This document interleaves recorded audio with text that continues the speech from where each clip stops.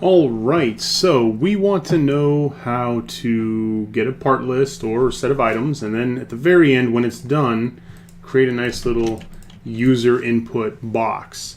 Mine isn't prompting for anything right now, but yeah, you can see it's just printed at the very end instead of the bottom of every page. So let's see if I can show you how I did that.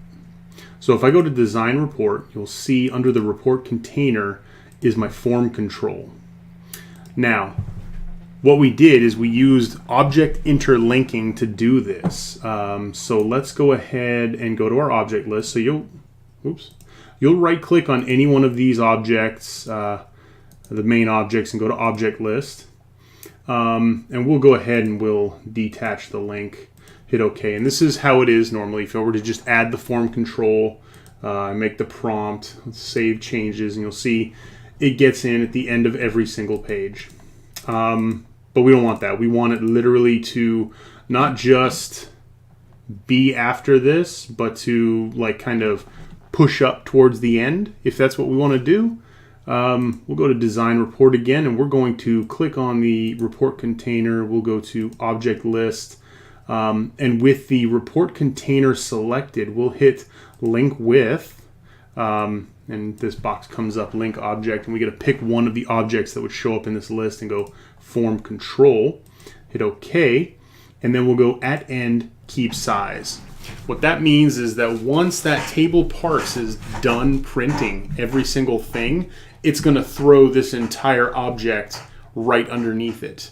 And because we have at end and keep size, whatever size we set in this in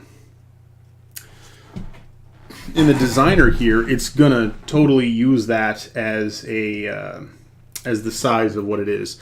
We can do stuff like individual and position adaptation, individual size and position adaptation, and as well as sequential. But for what we want, you see, as we hover over it, it'll give us kind of in the tooltip a little bit of a description. So at end keep size is what we want for this. Let's see. I didn't actually test the other ones. Let's see what happens when we do sequential. Yeah, sequential didn't really work. So let's go to Object List. Let's change it to individual size and position.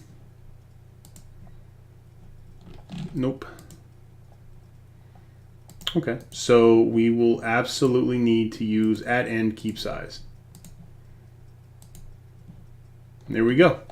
You can see it's now pushed all the way to the end, and actually is literally right after that's printed, that hinge plate. So hope that helps you out to get the kind of output you need.